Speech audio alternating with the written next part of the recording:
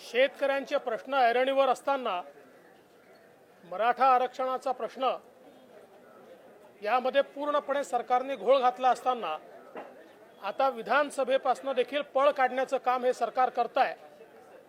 केवळ एक दिवसाचं अधिवेशन या सरकारने घेतलं। आजचं अधिवेशन हे केवळ शोक प्रस्तावाचं असतं, त्यामुळे उद्या केवळ 6 तासाचं अधिवेशन आहे आणि आता त्याच्यामध्ये 10 विधेयक या सरकारने दाखवले आहेत।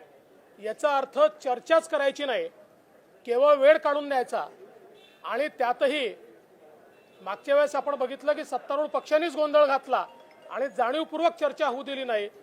मला असं वाटतं कुठेतरी लोकांचे प्रश्न मांडता येऊ नये, शेतकऱ्यांना न्याय मिळू नये, मराठा समाजाचे प्रश्न, ओबीसी समाजाचे प्रश्न ऐरणीवर येऊ नये म्हणून या सरकारच्या वतीनं अधिवेशनातनं पळ काढला जातो।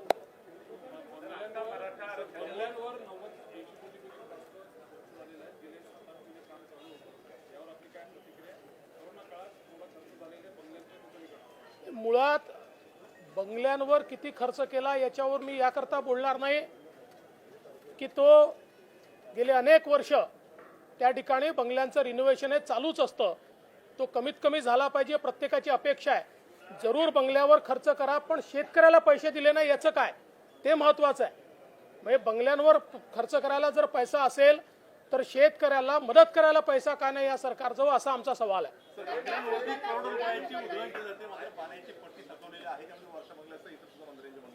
मला असं वाटतं की या संदर्भात पीडब्ल्यूडी विभागाने लक्ष घातलं पाहिजे आणि सरकारने किमान आपली थकबाकी तरी त्या ठिकाणी पूर्ण भरली पाहिजे।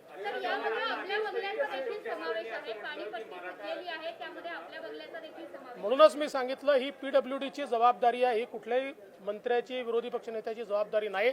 आणि ते जर भरलं जात नसेल तर ते जे भरत नाहीत त्यांच्यावर कारवाई केली पाहिजे। मुख्यमंत्री असं म्हणाले की दिल्लीमध्ये जे शेतकऱ्यांचं आंदोलन चालू आहे त्यांच्यावर जो अश्रुधूर किंवा पाणी सोडलं जातं, फवारे मारले जातात, ती परिस्थिती आणीबाणीपेक्षाही भयंकर आहे। पहिल्यांदा तर मुख्यमंत्र्यांनी महाराष्ट्रावर बोललं पाहिजे। इथल्या शेतकऱ्यांच्या आत्महत्या थांबल्या का? इथल्या शेतकऱ्याच्या बांधावर जाऊन तुम्ही तिथे त्या ठिकाणी वचन दिलं 50,000 आणि 25,000, एक फुटकी कवडी दिली नाही। आज बोंडअळीने ग्रस्त शेतकरी, खोडकिडीने ग्रस्त शेतकरी, एक नवा पैसा त्या ठिकाणी दिला नाही। हे जगाचं बोलतात, हे अमेरिकेत काय झालं, रशियात काय झालं, दिल्लीत काय झालं, अरे महाराष्ट्रात काय डोळे तुम्ही त्या ठिकाणी दिवे लावले ते बोला ना। महाराष्ट्राची इतकी वाईट परिस्थिती आहे। आज मराठा आंदोलकांना तर घरात घुसून मारून राहिल्यात, घरात घुसून त्यांना जेलमध्ये टाकलं चाललंय। म्हणजे या ठिकाणी आंदोलनही मराठा समाजाने करू नये अशा प्रकारची आणीबाणी लागली आहे, त्याच्यावर ते बोलत नाहीत। कारण महाराष्ट्रावर बोललं तर ते उघडे पडतात आणि म्हणून दिल्लीवर बोलणं चाललंय। दिल्लीमध्ये तर रोज आंदोलन चाललंय, कोणी आंदोलकाला रोखलेलं नाही।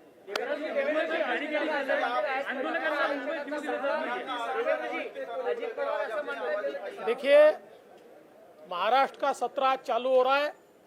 ये सरकार चर्चा से भागने वाली सरकार है।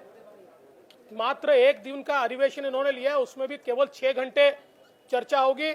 उसमें भी 10 बिल उन्होंने डाल दिए ताकि किसानों के विषय पर, मराठा आरक्षण के विषय पर, ओबीसी के विषय पर चर्चा ही न हो। इस प्रकार का ये दाव खेलने का प्रयास इस सरकार की ओर से हो रहा है। लेकिन विपक्ष के रूप में हमने तय किया है कि राज्य में किसानों की परिस्थिति बहुत खराब है, किसानों को कोई मुआवजा नहीं मिला है। पूरे महाराष्ट्र में बहुत बड़े पैमाने पर किसानों के साथ अन्याय हो रहा है और इसलिए हमने ये तय किया है कि इस प्रकार से किसानों पर अन्याय करने वाली, मराठा समाज पर, ओबीसी समाज पर अन्याय करने वाली जो सरकार है, इस सरकार के खिलाफ हम आवाज बुलंद करेंगे। दिल्ली में जो कुछ हो रहा है वहाँ पर आपातकाल जैसी परिस्थिति है और अपोजिशन यहाँ के किसानों की बात कर रहा है। दिल्ली में जिस तरीके, देखिए, मैं तो मुख्यमंत्री से पूछना चाहता हूँ, दिल्ली क्यों देखते हो? अपने देश में, अपने प्रांत में देखिए, महाराष्ट्र में रोज किसान मर रहे हैं, उनकी आत्महत्या हो रही है। महाराष्ट्र के किसान की फसल पूरी बर्बाद हो गई, एक नए पैसे की मदद दी नहीं है। वहां तो कम से कम किसानों के आंदोलन को चलने दिया जा रहा है। या मराठा समाज का आंदोलन घोषित हुआ तो घर में जा जाकर मार रहे, घर से पकड़ के ले जा रहे, लोगों को बंद कर रहे। ये एक प्रकार से हम ये कहते हैं कि यह आपातकाल है।